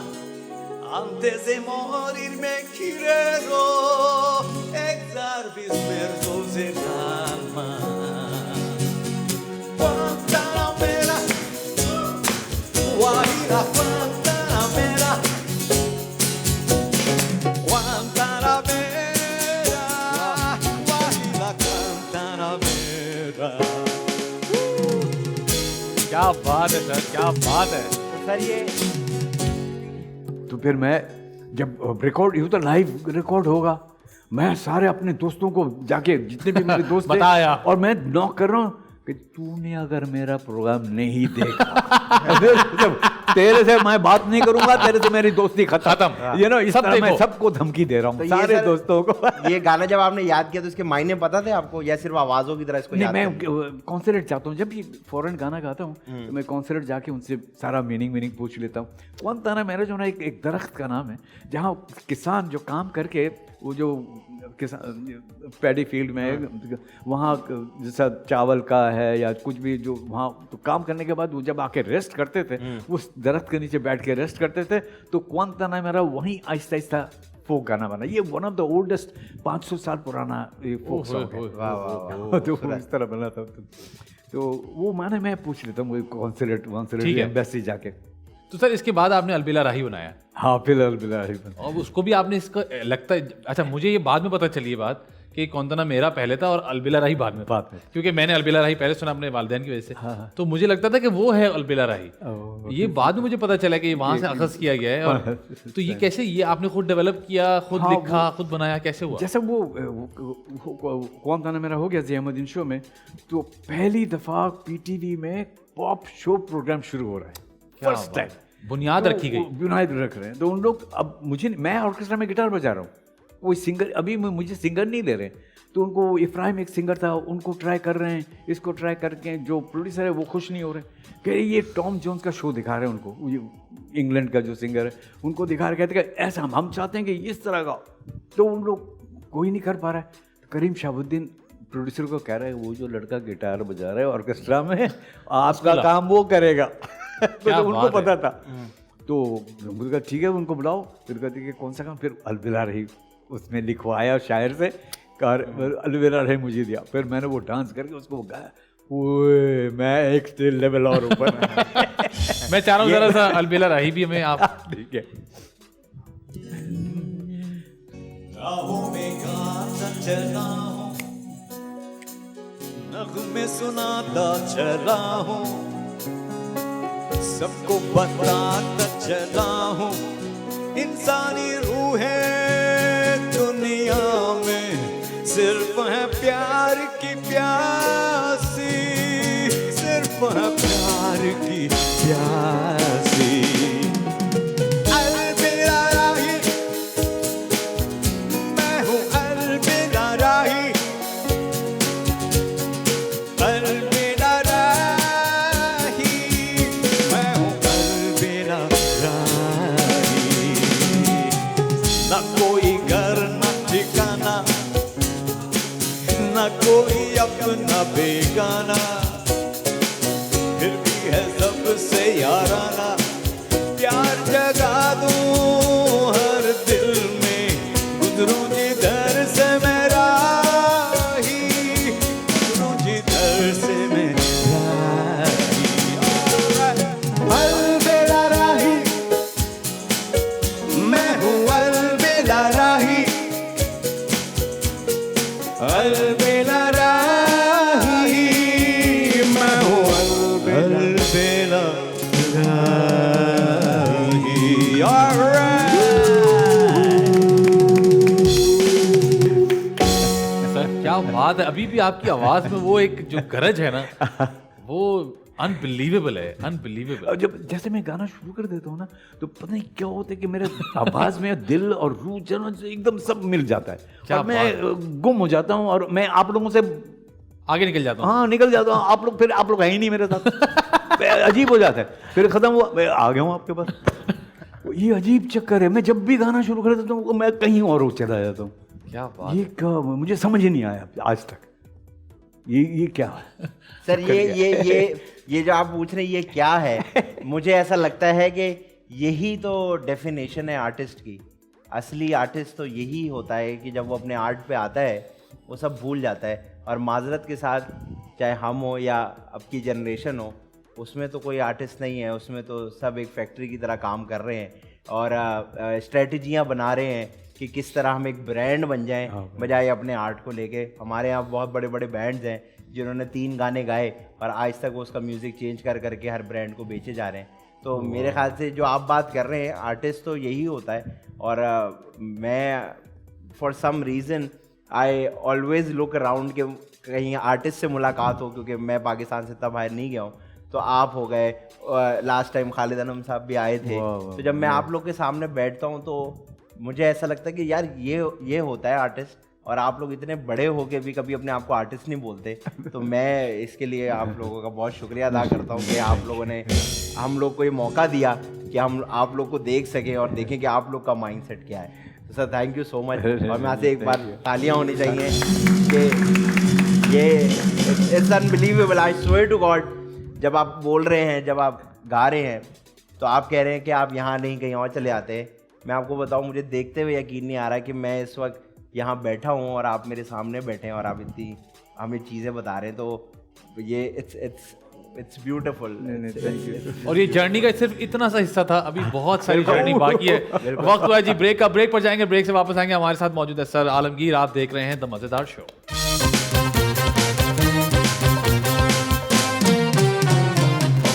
Welcome to the मजेदार शो। मेरे साथ मौजूद हैं आदि अदील अमजद और हमारे साथ मौजूद है सर आलमगीर। सर ये हुआ, फिर आपने अलबेला राही कर दिया, लेकिन हमारे यहाँ अब जो देखा जाता है, मैं अब की मिसाल इसलिए बार बार दे रहा हूँ क्योंकि हम रिलेट करते हैं बार बार। हमारे यहाँ अब जो है कुछ one hit wonders type scene है, एक गाना चल गया बस उस पर पूरा करियर है, या आप एक दफ़ा हिट हो गए। आप लोगों की जनरेशन में you guys have constantly evolved, you guys have constantly tried to do better than before। कि ये तो हो गया है ठीक, अब मैं इससे बेहतर क्या करूँगा। और ना सिर्फ आप बल्कि आपके जो पीयर्स थे या जो आपके साथ एक हेल्दी कंपटीशन, उन्होंने भी यही किया है। तो ये बार बार अच्छा, बार बार पहले से बेहतर करना एक बहुत मुश्किल काम होता है। कैसे मैनेज किया आप लोगों ने ये? एक्चुअली वो हम लोग मजबूर भी थे कि इसलिए अभी तो इतने गैजेट्स आ गए हैं ना, सॉफ्टवेयर ये वो, बटन दबाया तो हम लोग भी गाना गा सकते हैं, बटन दबाया आया तो था हमने, हाँ बिल्कुल गुस्ताखी की आपके सामने, बटन दबाया म्यूजिक बन गया, ये दबाया वो अगर बेसुरा गाया तो कंप्यूटर से ठीक कर लिया। ये सारा उस वक्त तो कुछ भी नहीं था, जो है वो हर चीज़ मैनुअली करने पड़ते थे। अब रिकॉर्डिंग में सारे इंस्ट्रूमेंट्स, अभी तो सारा कंप्यूटर का इंस्ट्रूमेंट हो जाता है, उस वक्त हर इंस्ट्रूमेंट रियल इंस्ट्रूमेंट होते थे, सब बजा रहे हैं। अब 25 लोग इंस्ट्रूमेंट बजा रहे हैं, मैं गा रहा हूँ, किसी ने मिस्टेक किया, कट दोबारा। अब तो के अभी जो है टेक चल जाता है, तो इतना गाया ठीक हो गया, कोई बात नहीं, आगे वाला गाओ, ये सही है, ओके है, आगे वाला फैक्ट्री पंच किया, ये फैक्ट्री बन गया। उस वक्त तो हर चीज़ मैनुअली करना पड़ता था, इतना मुश्किल था, जिसकी वजह से हम सीखे हैं, हम सीखते थे और इम्प्रूव करते थे, हर वक्त इम्प्रूव कर रहे हैं। और तो इसी तरह हम गाने भी जब बनाया, फिर वो चाहते थे कि इससे भी कोई अच्छा गाना बने, ये वो कंटिन्यूअस वो था। शुक्र है कि मैं उस दौर पैदा हुआ कि जब ये गैजेट नहीं आए थे। मैं खुश हूँ इस बात का, यकीन कर। क्या बात है। तो सर ये उस टाइम पे, जिस तरह अब तो ये होता है कि इंस्टाग्राम के फॉलोअर्स और यूट्यूब पे व्यूज आ जाते हैं, तो पता लग जाता है यार ये इससे बड़ा है, ये इससे छोटा है, ये नया है, ये पुराना है। उस टाइम पे कैसे जज होता था कि ये आर्टिस्ट जो है इस आर्टिस्ट से बड़ा है? वो साफ सामने नजर आते थे, इसलिए हर चीज़ मैनुअल था, तो पता चल जाता था कि कौन किससे अच्छा है, वो साफ नजर आता था। आज नहीं पता चलेगा, आपको पता नहीं किसने ज़्यादा अच्छा मशीन ले लिया तो वो आगे निकल गया। आजकल तो पूरा सीजन आ रहा है जिसमें एक्टर गाने गा रहे हैं। फैक्ट्री है। तो मैं यही मेरा वो है कि नई जनरेशन को जो मेरी मैसेज है कि एटलीस्ट आवाज़ जो है ना उसको प्रैक्टिस करे। और सर मेरा अगला सवाल यही था कि अब की जनरेशन जो गाने आपको आजकल आप गाने सुनते हैं, म्यूजिक सुनते हैं, फ्रेश वाला सुनते हैं या जो आपके टाइम में हिट्स थे या जो क्लासिक था? मैं वही 70s 80s का ज़्यादा सुनता हूँ। उसके अलावा जो फोक क्लासिकल ऐसे टाइप का कवाली एंड इस स्पिरिचुअल गाने मैं म्यूजिक सुनता हूँ। इंटरेस्टिंग बात ये कि आपके एरा के जो गाने हैं वो अभी भी याद हो जाते हैं, अभी भी सुनने में मज़ा आता है, अभी भी लगता है जैसे अभी के गाने। अब जो गाने आते हैं उनकी लाइफ होती है 2 हफ्ता, आया हिट हुआ, याद हुआ, चला गया, आपने कुछ अरसे गाड़ी में सुना, आप ढूंढते नहीं है उनको। हाँ, हम उनको ढूंढते नहीं है। मतलब आप लोगों के गाने अभी भी लोग ढूंढ के सुनते हैं। मैं आपको सच बताऊं, मैं अभी तक किसी ऐसी घर की ढोलकी मेहंदी में नहीं गया जहाँ देखा ना था ना बजाया जाए। हर जगह पे देखा ना था, गाया जाता है, उसको एंजॉय किया जाता है। उसके मैंने हर वर्जन सुना है, गिटार से लेके ढोलक पे, तबले पे, हर कोई इसको एंजॉय करता है और सबको याद होता है। और उसके बाद आपने उसके बिल्कुल बरक्स गाना गाया, मैंने तुम्हारी गागर से, वो भी मेहंदी में, वो भी हर जगह गाया जाता है। तो ये मतलब इतना सारा जो करना है, अच्छा करना है, ये बड़ी मुश्किल बात है। ये जरा मुझे जर्नी बताया ना कि ये पॉप तो आपका चल पड़ा, उसके बाद आपने कहा अब ये आपने बताया गजल भी आपने गाई, फिर ये मैंने तुम्हारी गागर से बिल्कुल डिफरेंट गाना है। कैसे, क्या हुआ, किसने बोला, खुद सोचा? तुम्हारी गागर से कैसा बना मैं बताता हूँ कि मेरा एल्बम मैं रिकॉर्ड कर रहा था, तो उसमें मैंने 10 गाने किए। वो एक गाना मुझे 1 महीना लगा बनाने में, ठीक है। तो 6 महीने में मैंने 2 गाने करके मुश्किल 10 गाने बनाए मैंने 6 महीने में। तो बहरहाल आई टुक दैट लॉन्ग। तो सारे गाने रिकॉर्ड हो गए, तो वो जो प्रोड्यूसर थे वो आए, मैंने कहा ये लें आपका 10 गाने, मुझे आप चेक दे दें, ये ख़त्म करें सारा किस्सा, मुझे ये चाहिए। तो वो कहते कि नहीं आलमगीर साहब, आपसे हमारी 11 गानों की बात हुई थी। मैंने कहा नहीं, 10 गानों की बात हुई थी, थोड़ी सी मुँह मारी हुई। मैंने कहा चलो ठीक है ख़त्म करो। मैंने फ़ोन किया शायर को और सारे म्यूजिशियंस वहीं थे। मैंने शायर को बुलाया, मैंने कहा कि मैंने वो निकाला वो गुजराती फोक गाना निकाल के मैंने तुम्हारी गागर बना के उसी वक्त बनाया मैंने उस गाने को बना के रिकॉर्ड करके मैंने कहा ये ले आपका 11।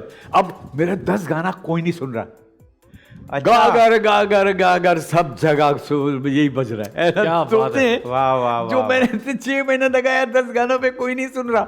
एक दिन वाले पे वो ही जो मैंने एक ही दिन। और मैं चाहता हूँ हमारे जो लोग देख रहे हैं उनको भी बताऊं कि 10 गाने 11 गाने पहले ज़माने में जी एल्बम बनता था, उसमें 10 गाने होते थे, 11 गाने होते थे, कैसेट रिलीज होती थी और फिर उस कैसेट की था, पूरा एक प्रोसेस था, लेबल्स होते थे, वो आपको रिलीज करते थे सब कुछ। अब ऐसा नहीं होता, अब आपने एक गाना गा दिया और अब आजकल तो जो गाने हैं वो तो बातें चल रही हैं, मैं ये कर लूँ तो वो कर ले, ऐसा वहाँ मिल ले, मैं ये कर लेता हूँ कर ले, सब वो चल रहा है। अच्छा सर, ये एक मुझे बात बताएं, अब आप अभी पाकिस्तान आए हुए हैं, तो हम यहाँ आपको गिग में कब देखेंगे? हम आपको कब देखेंगे कि हमारे सर स्टेज पे खड़े हैं और हम आगे सुने?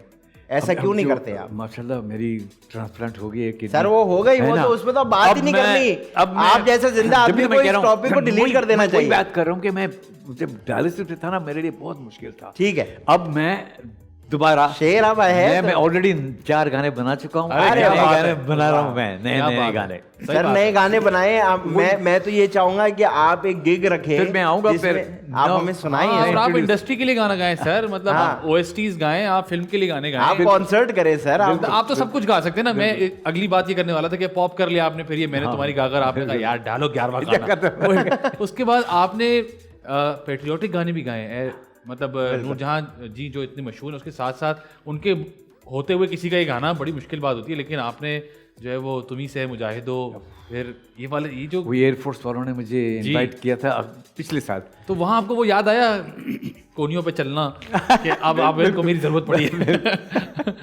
तो वही मुझे एयर चीफ तो थे, उन्होंने मुझे चाय पे बुलाया था घर पे। अच्छा। तो उन्होंने कहा कि आलमगीर तुमने कब बनाया ऐसा तुम्ही से मुजाहिदो, आज भी मैं सुनता हूँ तो मेरे रोंगटे खड़े हो जाते हैं। बिल्कुल ऐसी है। तो कहा कि यकीन करो आलमगीर, तुम्हारी वजह से, इस गाने की वजह से 2 लाख से ज्यादा लोग एयरफोर्स ज्वाइन किए हैं। क्या जब से बात है। सर ये गाना गाने के बाद उनको बोलना था कि तुम आर्मी हो गए, लेकिन मैं भी मैन आर्मी हूँ। क्या बात है सर, ये क्या क्या कर दिया सर आपको। तो मुझे लगता है कि इंटरव्यू आपका बनता ही नहीं, आपको तो बस कैमरा ऑन करके बिठा दे बनता है कि भाई इनको देखते रहे, आपको बस नवाजा जाना चाहिए। आर्टिस्ट की डेफिनेशन अगर देखनी है तो बस ये फ्रेम देखते रहे। आपने ये गाना सुन लिया, अब इसके बाद आपने गाया ख्याल रखना, वो एक और मोटिवेशनल सॉन्ग, बिल्कुल कंप्लीटली ऑपोजिट।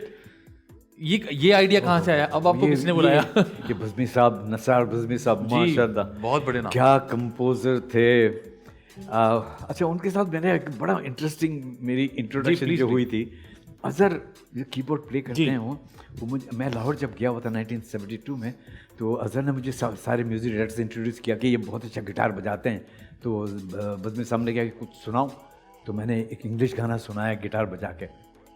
इनको बिठाओ स्ट्रिंग डिपार्टमेंट पे बिठाओ, स्ट्रिंग मतलब सारे गिटार, मैंडोलिन, ये जो भी स्ट्रिंग्स इंस्ट्रूमेंट है उसका सारे माइक कहते उनको यहाँ बिठाओ। ये गाना रिकॉर्ड होने वाला है, अभी नूरजहान गाएगी, ये रिकॉर्ड होने वाला है। मैं बैठ गया हूँ गिटार बजाने के लिए, मैडम नूरजहान गाएगी। क्या बात है। ओ मैं तो कि मैडम नूरजहान के साथ मैं गिटार बजा रहा हूँ यार, क्या मैं खुशी से मर रहा हूँ यार। तो रिकॉर्ड हुआ। फिर बज़मी साहब ने कहा कि मेरा घर चलो, मुझे एक गाना रिकॉर्ड करके देना है वो प्रोड्यूसर को, तो वो तुम गिटार भी तुम तो गा ले, तो तुम उनको गा के भी सुना देना। यही गाना था, हम चले तो हमारे संग नज़ारे चले। अच्छा, वहाँ गए, उन्होंने उनको सेट किया, तो प्रोड्यूसर आ गए, उन्होंने कहा हाँ तेरा सुनाना। हारमोनियम पे बज़मी सब बजा, मैं गिटार बजा के हम चले तो हम, तो अफाकी साहब याद आया अभी प्रोड्यूसर ना, तो उन्होंने बज़मी साहब को कोने पे ले गया, कहते ये लड़का बहुत अच्छा गा रहा है, इसी से गवा दे। वो मेरी लक किस्मत, हम चले शुरू में। क्या बात है सर, जबरदस्त। और जो फिर आपने वो जो गाना गाया प्रोड्यूसर साहब के लिए, तो वो पहले कौन गाने वाला था? आई थिंक अहमद रुश्दी था। अहमद रुश्दी साहब के लिए हाँ बन रहा था। अच्छा, लेकिन उसमें ना एक लंबा पॉलिटिक्स का चक्कर भी हुआ था। अच्छा, वो के सारे सिंगर्स ने वो स्ट्राइक किया हुआ था, मसूद राना, अहमद रुश्दी, लोग सब ने, कि उनका आई थिंक उनका पेमेंट बढ़ाने के लिए और समथिंग कुछ गड़बड़ था। ठीक है। तो उन्होंने सोचा कि इन्होंने तो स्ट्राइक किया, ये तो, और वो सारे स्ट्राइक पे नहीं है, इसमें नहीं है, मेंबर में नहीं है, वो सिंगर के एसोसिएशन है उसमें, तो ये है ही नहीं। ठीक है। इनसे कहा वो खत्म करो। आपने मेरे ख्याल से आपने मुझे इतना अच्छा किया होगा, उन्होंने कहा भाई। बाकी वो मैं बजा के गा रहा था ना, तो वो इम्प्रेस भी वो हो रहे थे, वो फाके साहब नीचे गवा दें, खत्म करें छुट्टी। सर अगर आपको ज्यादा जहमत ना हो रही हो तो हमें वो भी मैं चाहता हूँ, आप कभी कभी ऐसे मौके मिलते हैं हमें। हम चले तो हमारे संग संग नजारे चले, हम चले तो हमारे संग संग नजारे चले। कैसा ये समा है, बेखुदी है दिल जवा है।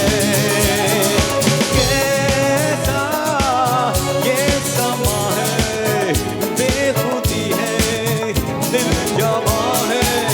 कौन चाहे ऐसा मौसम ढले ढले ढले, हम चले तो हमारे संग संग नजारे चले, हम चले।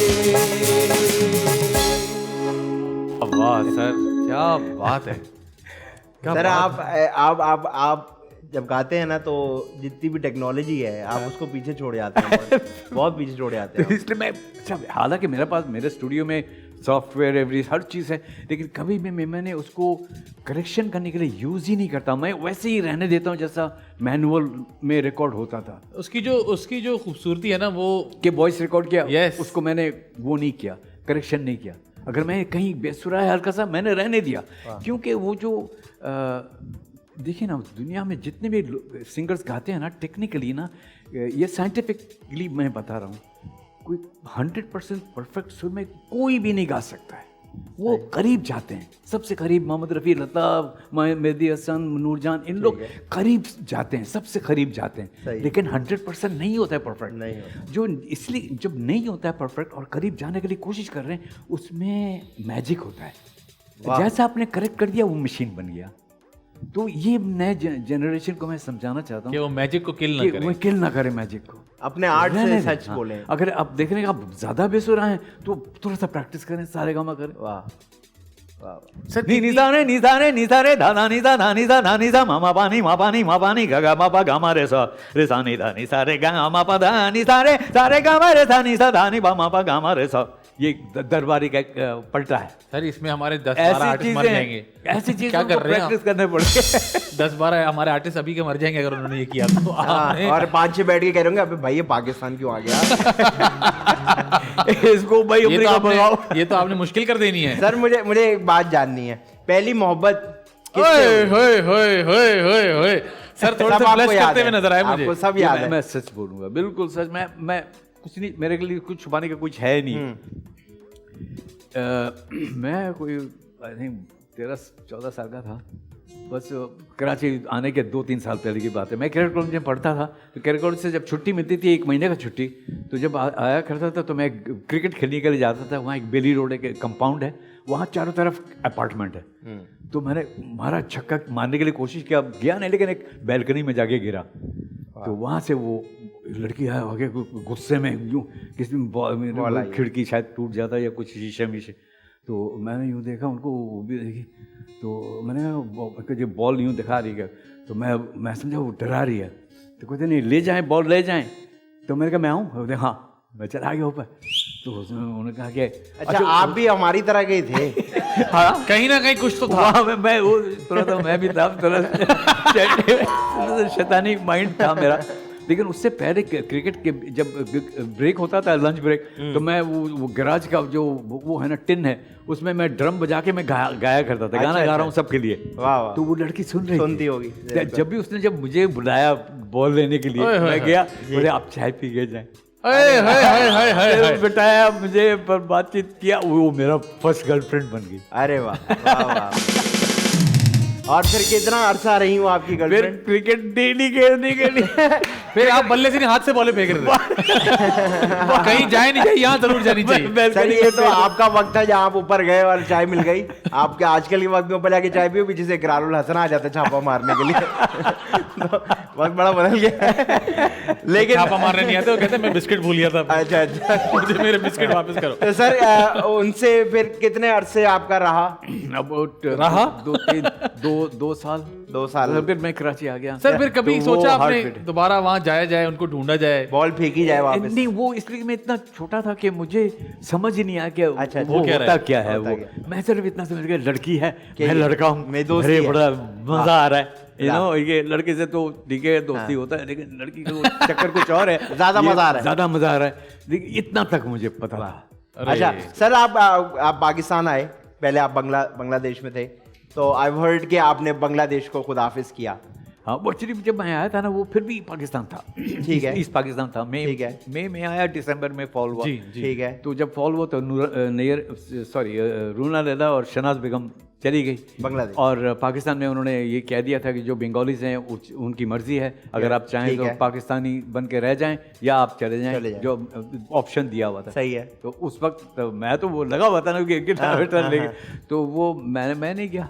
मैं नहीं गया। हाँ, मुझे और उसके कहीं अरसे बाद भी नहीं आपको हुआ कि यार मुझे चले जाना चाहिए था, या यू वर हैप्पी के? उसके अलावा विजिट किया आपने वहां पे? हाँ, मैं जाता हूँ वहाँ भी, बंगाली गाना गाता हूँ टीवी में। वो वाला शटर देखा जहाँ बजाते थे और वो आती थी?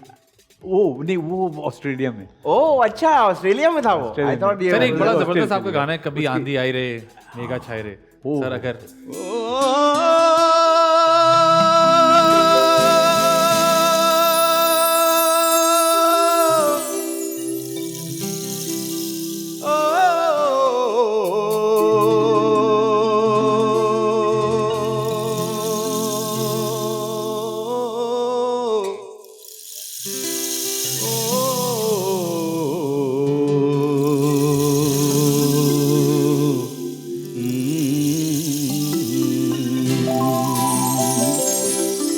আমায় ভাসাইলি রে, আমায় ডুবাইলি রে, অকুল দরিয়ার বুঝি কুল নাই রে।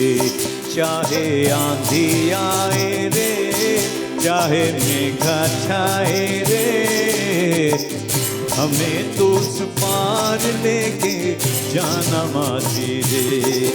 ओ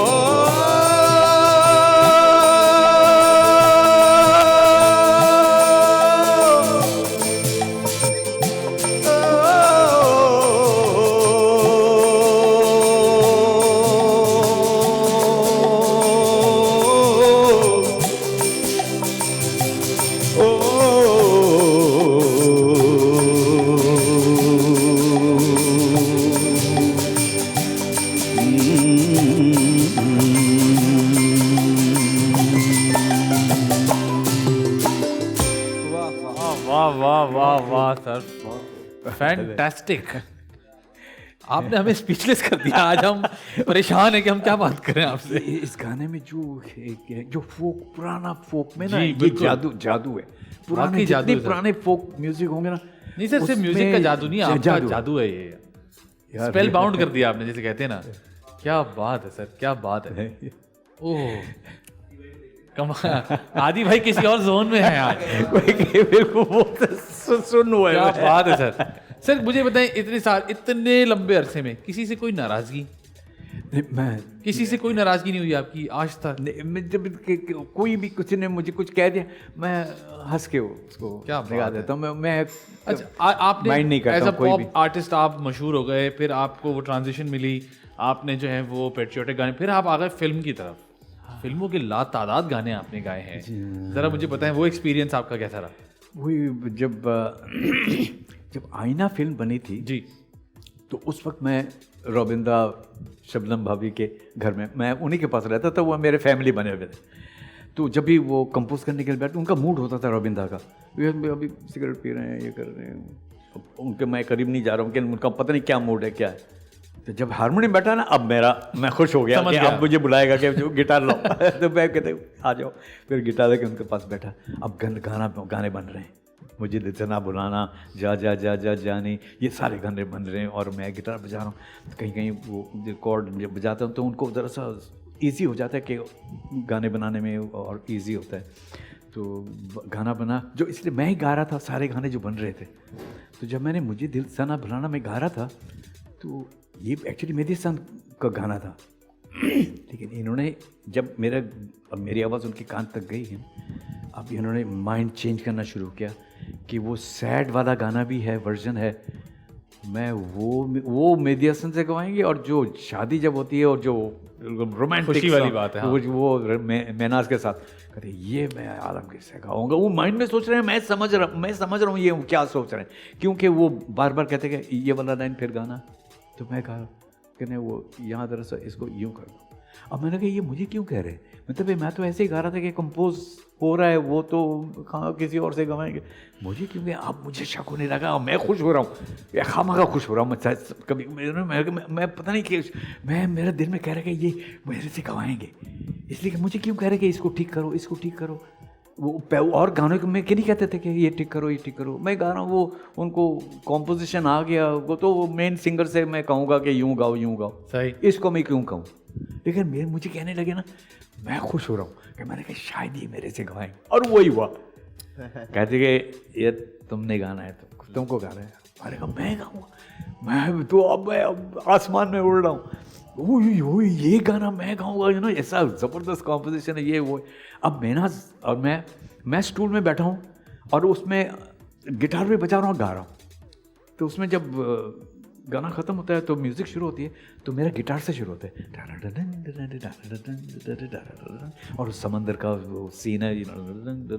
और सर आपकी आवाज़ नदीम सर पर लगता था वही गा रहे हैं। हाँ बिल्कुल, वही बिल्कुल। मैं देखा था, मुश्किल काम होता है क्योंकि एक्टर पे परफॉर्म करना होता है, तो ये कैसे मैनेज होता है?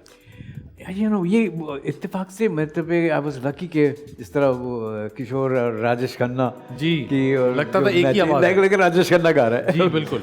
तो वो आई वाज लकी कि नदीम पे बिल्कुल सूट कर गया था। नहीं, और आपने जो गाया है माशाल्लाह, जो गाना गाया आपने। इसके बाद मुझे एक और गाना याद आता है, शाम से पहले आ जाना, उसके बारे में भी कुछ हमें बताएं। शाम से पहले आना मैंने से कैसे जो बन गया, मैंने खुद ही कंपोज किया। मेरे गाना मेरी कंपोजिशन है और मेरे बेस्ट कंपोजिशन मैंने जितने भी बनाए, गागर बनाया, फिर कह देना आँखों से। तो ये आपका फेवरेट है? ये मेरा फेवरेट, क्या बात है, मेरा फेवरेट सॉन्ग है और बहुत ही खूबसूरत गाना है सर। मैं चाहता हूँ जब भी गाने का जिक्र हो वो उसका रेफरेंस दे दिया जाए। शाम से पहले आना, धूप सारी ढल रही हो, शाम से पहले आना,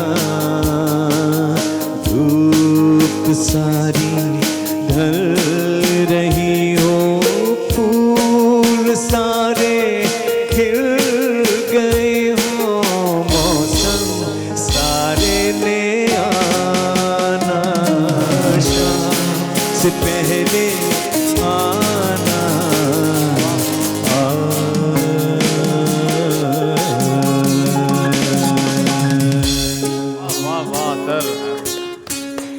ये मेरा दिल से निकलता है ये गाना यार, कि मैंने खुद जब बनाया था ना, ये किसी गाने से नहीं मिलता, ना मैंने किसी गाने को सोच के बनाया, ना किसी कोई इंस्पिरेशन नहीं है, कोई इंस्पिरेशन कुछ नहीं है, मेरे दिल से निकला है ये धुन। ऐसा उस वक्त मैं बहुत लोनली था, अकेला था एक कमरे में, मैं अकेला, तो ज़ाहिर है फैमिली नहीं, कुछ नहीं, अकेला। तो कभी कभी मैं बिल्कुल वो हो जाता था लाइक कि मैं सैड काइंड ऑफ होता था। तो उस वक्त मैंने ये दिल से निकला, दिल से निकला सर, तभी दिल तक पहुंचता है हमेशा। जब आप गाते हैं दिल तक फेवरेट गाना रहेगा फॉरएवर। मुझे पता है कि पता नहीं कब इससे ज़्यादा अच्छा कोई मैं बना सकता। सर आप मुझे बताएं, आपने बहुत पैसे कमाए होंगे। ये आ गए, अब हम आ गए FBR वालों की तरफ से सवाल। अब हम आ गए सीधा पैसों पे आ गए। बहुत सारे आपने पैसे कमाए। सबसे पहली महंगी चीज क्या खरीदी जो आपने कहा यार ये पैसे हैं, ये तो लो ना? वो ही मेरा स्पोर्ट्स कार था। स्पोर्ट्स कार वो उस वक्त तो शुरू के बनाए थे जो सब खत्म, वो एक गाड़ी में। कौन सी गाड़ी थी वो? MG sports car. अच्छा, क्या बात है। जबरदस्त। वो एक सबसे पहली चीज। लाल स्पोर्ट्स कार बिल्कुल। सर कुछ याद है कितने की ली थी वो कुछ? हाँ 29,000 रुपीज। 29,000? 73 या 74 की बात है। 29,000 रुपीज। हाँ रुपीज पाकिस्तानी रुपए। हाँ उस 29,000 आज का जी, बहुत उस वक्त, जी, 73 74 में। तो जरा जेबें झाड़ें कुछ निकले तो हम भी पकड़े नहीं अगर उस टाइम पे 29,000 में थे। क्या बात है सर, जबरदस्त। वाह वाह वाह वाह। तो मुझे इतनी खुशी हुई थी वो गाड़ी लेके ना, बड़ा मजा, सारा पैसा लगा दिया था मैंने जब सर कॉन्सर्ट बहुत सारे किए आपने। फिर हाँ जब कॉन्सर्ट वो शुरू हुआ था। एक दिन में कितने कॉन्सर्ट किए मैक्सिमम आपने? क्योंकि मैंने सुना कराची में बड़ा कॉन्सर्ट का सिलसिला था। अब वीकेंड में 3 शो भी करता था, तो ये जंग में आ गया था अखबार के आलमगीर हर शो के बाद एक प्लॉट खरीदता है। उस हिसाब से बैरिया डाउन आज आपका होना चाहिए। तो बिल्कुल ठीक है। तो उसमें फिर मैंने 75 76 से लेके मेरे जो कॉन्सर्ट्स इतने कॉन्सर्ट्स किए। तो सर वो आ रहा है आगे जा रहे हैं। आने दो। तो सर ये इतने कॉन्सर्ट, इतना काम, सब कुछ, कभी थके कि थोड़ा थक गया हूँ, ब्रेक चाहिए, भागना चाहता हूँ दूर लोगों से, किसी चीज से? नहीं यार, मैं पता है क्या, मुझे इसलिए तुमको नजर नहीं आ रहा है कितना जुनून हद तक मुझे आई लव म्यूजिक। नजर आ रहा होगा तुम्हें। हाँ। मैं ऐसे ही था पागल। कभी आपका नहीं हुआ कि यार अभी थोड़े से टाइम के लिए रुकना है मुझे? नहीं, आपने कहा चलते रहो सीढ़ियां। चलते जाओ, वाह, रुकने का नाम ही नहीं। वाह, वाह, वाह। अभी भी ऐसे ही हूँ। गालिबन किसी कॉन्सर्ट में आपको चोट लगी हुई थी, वहां भी आप परफॉर्म करने गए थे। मोइन अख्तर साहब मरहूम ने कुछ कहा भी था।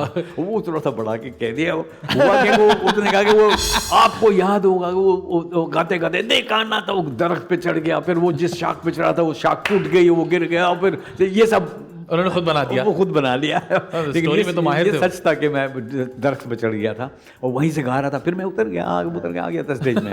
वहीं था, जी। वही कंडक्ट कर रहा था, तो फिर उसने वो ऐड कर दिया। काशिफ भाई भी एक बार कॉन्सर्ट में दरख्त पे चढ़ गए थे, लोगों को सब लगा कि जिन है, क्राउड भाग गया। बिल्कुल ठीक है जी। जैसे आदि ने सवाल किया, ब्रेक का वक्त हुआ है जी, ब्रेक का। मुझे तो लग रहा है आज हमें कुछ ब्रेक की या वापस आने जाने की कोई जरूरत नहीं है। सर बैठे, बस हमारा काम चल रहा है। वक्त हुआ है जी ब्रेक का, ब्रेक पर जाएंगे, ब्रेक से वापस आएंगे। आप देख रहे हैं द मजेदार शो।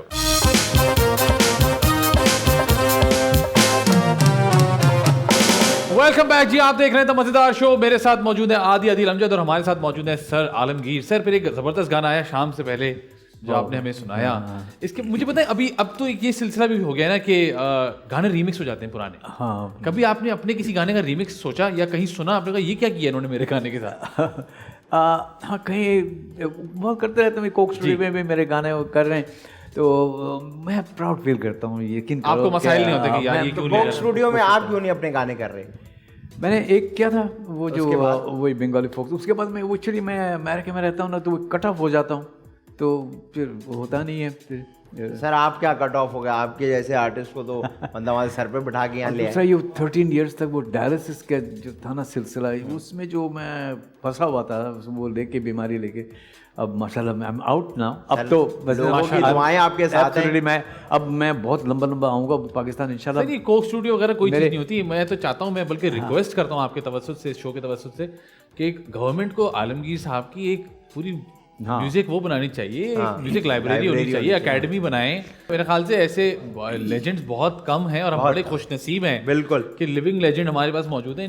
इनके होते हुए ये आप बनवाएं, उसमें लोगों को बुलाएं, ये टीच करें, उसके साथ साथ लोगों को गाइड करें कि ये होती है म्यूजिक। और हमारी खुशनसीबी है कि ये पाकिस्तान आ जाते हैं जी। हाँ, ये हमारी जो अक्सर लोग गए वो आए ही मैं नहीं। ये भी कर सकता हूँ कि जैसा कोई सीरियल हो ना टीवी में, जी सर। सीरियल प्रोग्राम के आलमगीर शो जैसा हो रहा है, तो उसमें गाने भी हो और ऐसे जैसे बात थोड़ा सा बिल्कुल सर, आप जैसा हो रहा है ये भी हो, और मैं नए गाने गा रहा हूँ हर वंस अ वीक। मेरा नया प्रोग्राम आ रहा है, नए गाने आ रहे हैं, समथिंग लाइक। ये अगर आइडिया मजा आ जाए, दे दिया आइडिया, देख लें कोई कैश कर लेगा, हम ऐसे बैठे रह जाएंगे। देखते हैं। इनको अक्सर लगता है शो खत्म हो गया, अभी हुआ नहीं, अभी बातें चल रही हैं। हमारे यहाँ जब भी बड़ी बात करते हैं उनको लगता है शो खत्म, उनको लगता है बात मुक गई है। अच्छा सर, मुझे बताएं, वहाँ आप इतना अरसा अमेरिका में रहे, वहाँ कभी आपने सोचा कुछ कि यार इनकी इंडस्ट्री में कुछ कर लेता हूँ मैं? कि आपने कहा नहीं कभी करूंगा आपने तो सोचा हो- पाकिस्तान के लिए नहीं, करूंगा? मैं सिर्फ पाकिस्तान के लिए कभी आपने दिल नहीं किया कि अल्लाह बेवॉच के लिए गाना गा दूं? तो ऐसी सीरियल के लिए बे वॉच का OST When you are running towards me. नहीं मैं भाग रहा हूँ कहती ना। मैं कुछ ऐसा हो ना जो पाकिस्तान में भी चल सकता हो। वेरी गुड सर, सही कह रहे हैं आप। जबरदस्त। सही कह रहे हैं। देखिए ये रिस्पॉन्सिबिलिटी जो है ना अभी तक फील करते हैं कि भाई मैं एक आर्टिस्ट हूँ, मैं वो चीज करूँ जिसको मैं ओन कर सकूँ, मेरे घर वाले देख सकें, मेरे मुल्क वाले देख मेरे सकें। मुल्क वाले देख हैट्स ऑफ सर, माशाल्लाह। आई एम श्योर कि आपने इतने लोगों को इंस्पायर किया है और अभी जो म्यूजिक जिंदा है ना उसमें आपका बहुत बड़ा हाथ है। आज तक हमारे म्यूजिक जिंदा है, उसकी वजह आप जैसे से चंद लोग हैं। आगे मुझे बताएं क्योंकि अभी तो सिलसिला चल रहा है। I'll come back again. Sir आप मैं ऑलरेडी नए गाने के साथ एंड कीप इंस्पायरिंग नए जनरेशन को। मैं अगर इंस्पायर कर सकूं क्या बात है कि नए गाने यू नो अप और रियाज करें, जरा वॉइस को मैनुअल गाए, वो करेक्शन ना करे।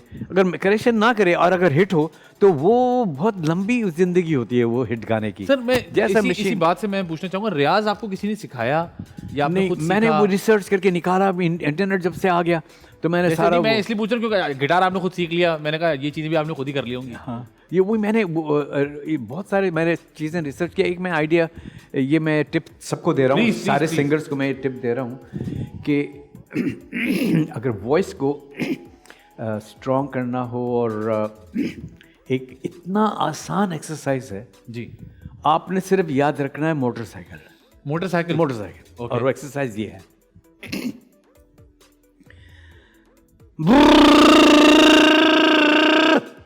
ये अरे वाह, इससे आवाज ये होता है क्या है कि जैसे आप गिटार का एक तार छेड़ा आपने ना, तो वो इस तरीके वो ट्यून हुआ है ना, तो वो आगे पीछे ये एक दफा हुआ वाइब्रेशन।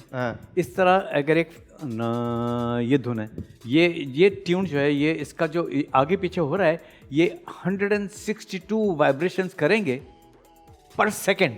ओहो, तो जाके ये सुर होगा। वाह वाह। ठीक है, तब अगर ऊपर गया ये 300 चला गया, समझ नहीं है, फिर 400 500 यूं सुर ऊंचा जा, ये और उसका फ्रीक्वेंसी बढ़ जाता है। वो तो तार तो खुद ब खुद ऑटोमेटिक कर रहा है। 162 हम किस तरह करते हैं, हलक वाइब्रेट करता है तो जाके वो अगर 162 टाइम्स पर सेकेंड इंसान कर नहीं सकता है। कभी वो हो सकता है वो 162 की जगह 165 हो जाए, कभी 59 हो जाए, क्योंकि कोई काउंटर तो है नहीं उसका। और जो लता मोहम्मद रफ़ी, नूरजहान, मेहदी हसन, ये लोग हैं ना, वो लोग करते हैं बहुत करीब जाते हैं। वो 62 की जगह 61 63 यूं हो रहा होता है। और जब और थोड़े से बेसुरे लोग गा रहे होते हैं तो वो 150 175 यूं जा रहा होता है, लेकिन फिर भी सुनाई में अच्छा दे रहा है। मोटरसाइकिल चलाने वाला जो एक्सरसाइज है, जी। वो वोकल कॉर्ड इसलिए वही वाइब्रेट करता है, वही सुर बनाता है, तो वो इतना स्ट्रांग हो जाता है कि इतना फर्म हो जाता है। एक तो शो में 2 घंटा गाओ तो हमारा गला अब नहीं बैठेगा, एक फ़ायदा वो है। और दूसरा फ़ायदा ये है कि जो चीख के गाने नहीं पड़ेंगे, बिकॉज वो इतना फ्लो में निकलेगा। स्ट्रांग जब हो जाएगा वोकल कॉर्ड तो वो इजी फ्लो होगा, तो फिर आप कंसंट्रेट कर सकते हैं फीलिंग से गाने के लिए, यू नो उसमें एक्सप्रेशन डालने में, उसमें आप कंसंट्रेट करें। ये ना कंसंट्रेट करके आपको जोर से गाना है, उस आपको करना ही नहीं पड़ेगा, इसलिए वो ऑटोमेटिक आ रहा होगा, ऑटो हो जाएगा। बिल्कुल ठीक है सर। आप बहुत सारे लोगों के फेवरेट सिंगर हैं, आपके कुछ फेवरेट सिंगर्स होंगे। हाँ, कौन है वो लोग? वो एल्विस प्रेस्ली से शुरू करता हूँ। एल्विस प्रेस्ली, एल्टन जॉन, बिली जोएल, मोहम्मद रफ़ी, मेहदी हसन, मैडम नूरजहान से यकीन करें किसी को समझ नहीं आ रहा ये वाली बात कि इनको सुन के मैंने इतना इम्प्रूव किया मेरे अपने गाने को। फर्स्ट टाइम मैंने जो इम्प्रूव करके मैंने एक कोई गाना गाया नूरजहान को सुन के, वो है ख्याल रखना। अच्छा, हाँ, उसमें उतर चढ़ाव ऐसे बहुत ज़्यादा है कि ऊपर जाके एकदम से नीचे आना हो तो वो झटके में वो बेसुरे हो जाते हैं या स्मूथली लैंड नहीं करते हैं उस नोट पे। जो मैडम नूरजहान चैम्पियन है। क्या बात है, चैम्पियन है। वो अली अजमत साहब कह रहे थे कि मैडम नूरजहां के लिए कुछ उन्होंने कहा कि समझ में नहीं आता था क्या गाती हैं। अच्छा, हाँ, वो वाकई समझ तो नहीं आएगा हम लोगों को, ये कुछ इतना हाई लेवल का है कि हमें समझ ही नहीं आएगा। वाह, क्या बात है, इसीलिए ऊपर से चला गया।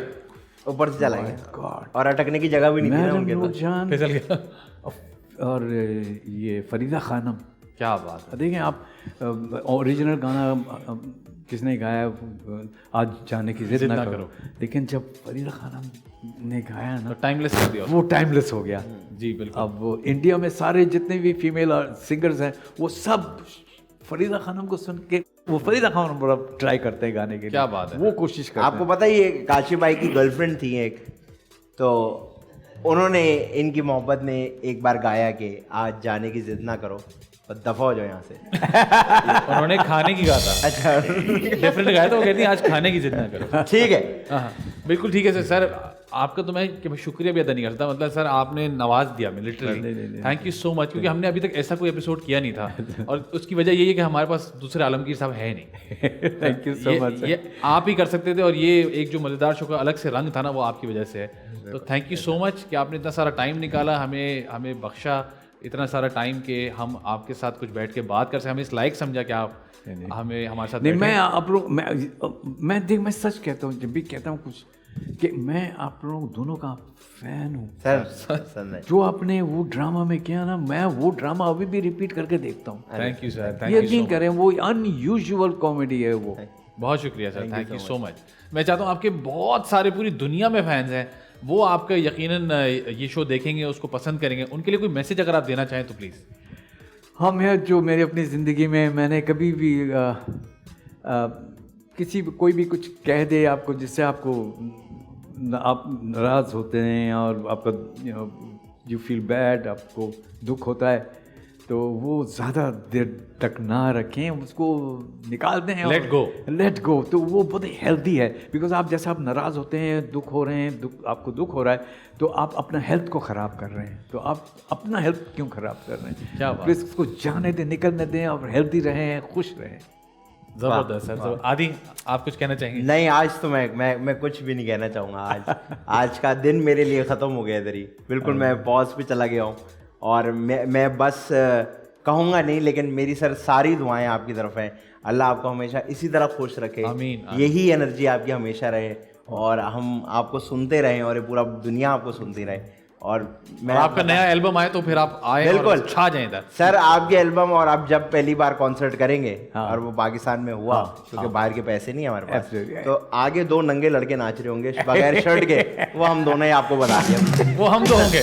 और जी प्रोग्राम की शुरुआत में मैंने एक रिक्वेस्ट की थी तमाम लोगों से, मैं चाहता हूँ उसको दोबारा याद दिला दूं। पोलियो वैक्सीन के कतरे बहुत इंपॉर्टेंट हैं, अपने न्यू बॉर्न बेबीज को भी आप पिला सकते हैं। मैंने खुद पर्सनली ये ट्राई किया है अभी, तो प्लीज़, मतलब मैंने खुद ट्राई नहीं किया लेकिन अपनी बेटी को पिलाए, ऐसा ना समझे ना लोग मैंने खुद पी लिए। तो प्लीज़ इस बात को सीरियस लें, पोलियो वैक्सीन के कतरे आप न्यू बॉर्न्स को पिला सकते हैं। यही वो सही वक्त है, अगर आप अभी नहीं पिलाएंगे तो बाद में जाके बहुत सारे मसले मसाइल हो सकते हैं। मैं हूँ खुर्रम मंजूर खान, आप लोग मुझे बहुत जल्द देखेंगे द मज़ेदार शो पे आदि और फैज़ान के साथ, ओनली ऑन TV1। द मज़ेदार शो।